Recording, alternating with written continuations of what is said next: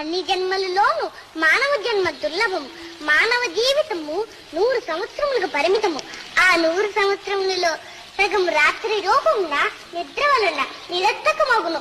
మిగిలిన 50 ఏండ్లలో బాల్య కౌమార యవ్వన దశలలో 20 ఏళ్లు పోవును.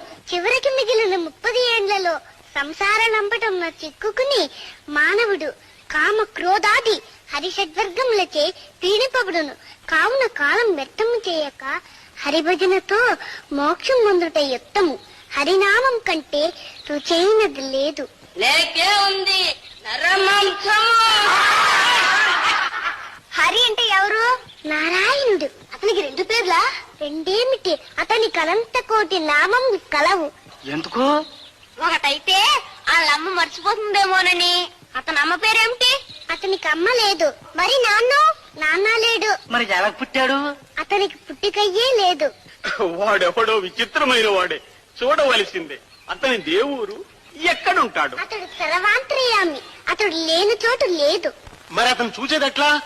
భక్తితో ధ్యానించుటే. అదెట్లా? నేను చెప్పినట్లు అనండి.